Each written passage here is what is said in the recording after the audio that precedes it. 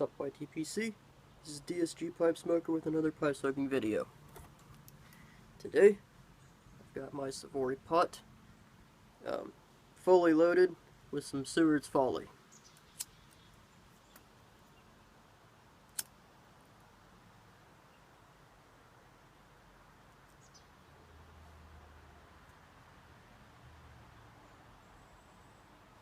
And today, I've got a pipe tobacco review for you guys today.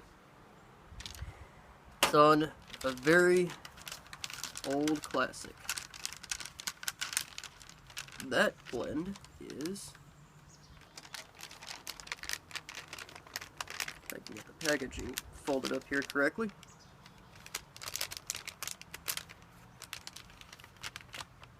Half and Half,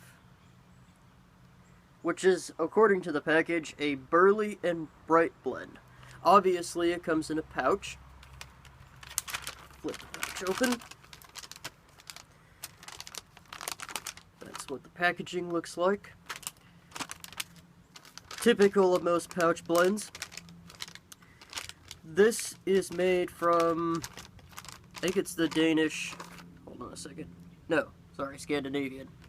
The Scandinavian Tobacco Group, Lane Ltd. It is a Burley-based blend. I'm assuming the Bright refers to the Virginias that are involved with the blend. I'm also under the impression that, well, given the name, at least the original formula was half Virginia and half Burley. I have the blend here in what was a spaghetti sauce jar, because I ran out of mason jars, and they don't sell one mason jar at the store. So if you're gonna buy mason jars, you have to buy like 10 of them or a dozen of them, or however many the package comes with. But that's what the blend looks like. Open it up here for a sec.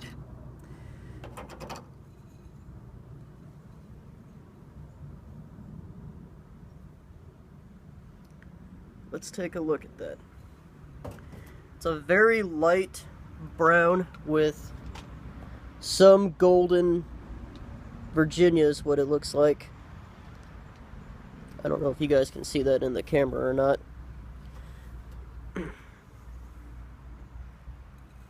yeah, that's what it looks like. Moisture content right out of the packaging was absolutely perfect.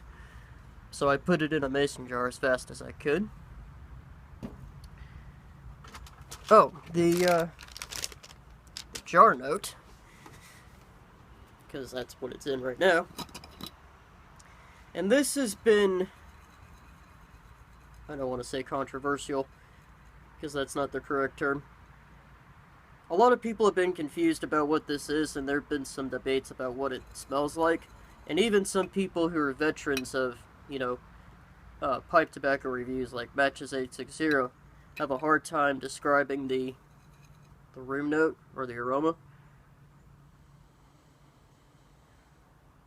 To me, it almost smells like if you took plums, raisins, licorice, and then you took all the aromas from that. If you could somehow extract that and you put it all together. Almost, but not quite. It's like you have all those three components blended together and then there's something else. That is the best way I can describe it. It's definitely a unique aroma. What's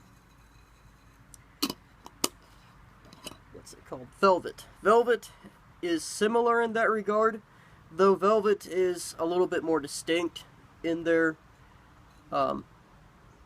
packaging aroma. But I'll get to Velvet when I get to Velvet. As far as Half and Half goes, Half and Half burns very cool. It's a very mild blend, even from the initial start. It's a very mild blend. There's no bite to it. it lights fairly well, stays lit fairly well, till you get to the bottom, and then it gets a little bit more difficult to light, but remove the ash from the chamber and you should be ready to go.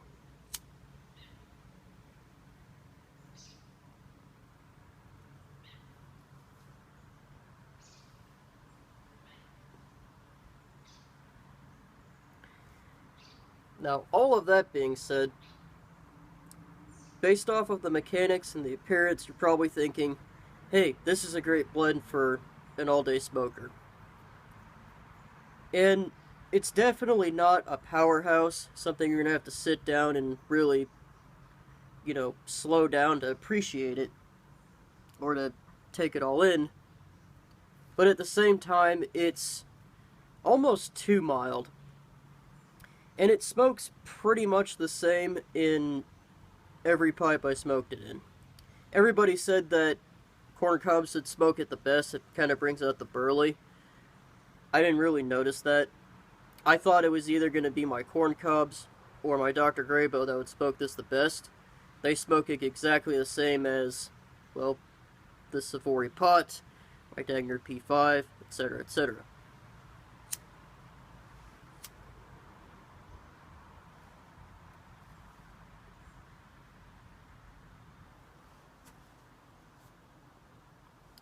So they all smoke the same. Basically, the flavor profile, about a third or maybe a quarter of the bowl, you get the taste of the topping that's in there. And you get the nuttiness, you get a little bit of the sweetness, but then after that, man, this blend just goes way downhill. To the point that you get all the way to the bottom and you're left with nothing. Not only that, but like I said, the first quarter of the bowl, you get that flavor intensity, right? But once you get past that, the topping on it, especially, just immediately drops off. And you don't get that anymore. After that, you're left with a little bit of the nuttiness, and the Virginia kind of goes away, the sweetness of it. And like I said, you get down to the bottom of the bowl and there's nothing. Now, let me try to explain this to you.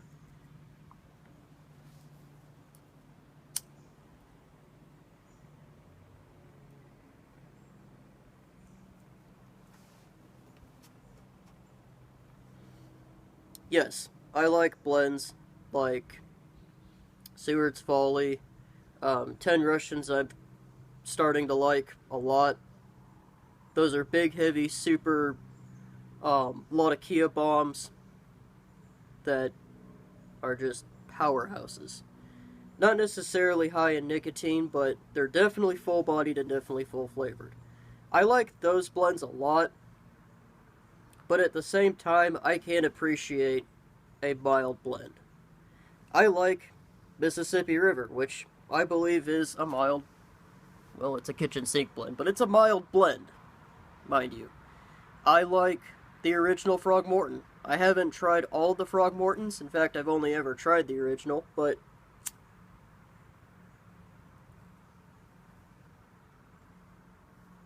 I like the original. It's got some flavor to it, despite being mild. So, I can appreciate mild blends quite a bit. All I ask out of them is that they got some flavor to them, and I'm not enticed, especially half and half.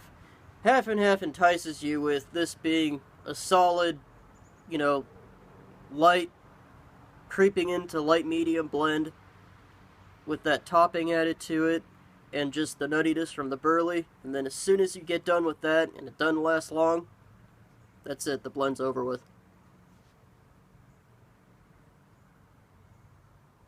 Flavor-wise, anyways.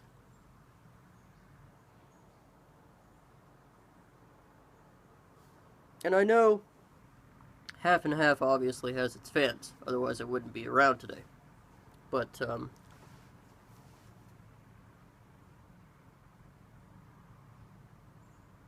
I have a really hard time recommending it to, well, anybody really, but especially novices, because we live in a day and age where everything is oversaturated with, you know, food additives and, um, you know, color additives, flavor enhancers, artificial flavoring, things of that nature. And a lot of people who are getting into this hobby are about my age. They're in their early to late 20s.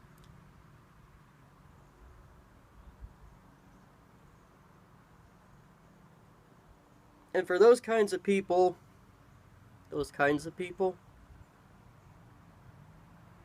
yeah, I guess that works. For those types of individuals, that's actually better. For those types of individuals,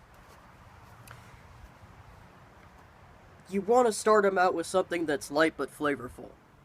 And, you know, Frogmorton, excellent example. I got started out on Captain Black's Royal, and, you know, I told myself, well, I'm either going to like this or I'm not. And I was basing the entire hobby off of that one blend, and, well, here I am today. So, you want to start most novices out on something like that. Something light, but something flavorful that has a low risk of bite. And lights fairly easily, you don't really have to do much to it. Now, the mechanics of this blend are all checked out in that regard. It is very easy to light. It came at the perfect moisture content. You know, it stays lit fairly well, like I said, until you get to the very bottom, but not everybody smokes all the way to the bottom, so that doesn't matter for everybody.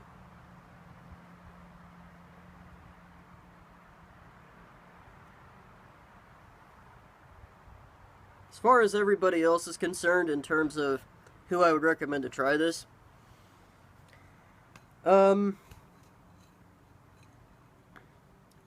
if you wanted to start experimenting with blending your own, or making your own blends, tobacco blending, I guess is what I was trying to say, Half and Half would be a good candidate to try out very heavy blends that are condiment tobaccos, such as Perique or Latakia, without, you know, without overstimulating yourself by using too much tobacco for what you're trying to accomplish.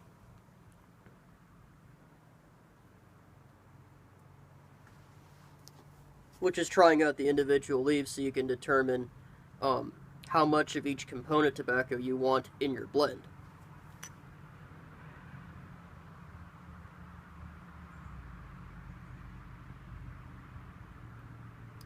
Other than that, Half and Half, especially alone, I don't think I can recommend it.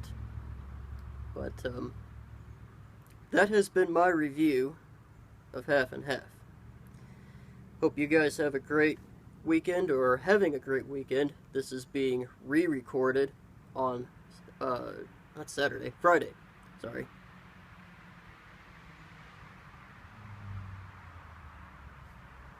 It's being re-recorded on Friday. It'll probably go up Saturday or Sunday.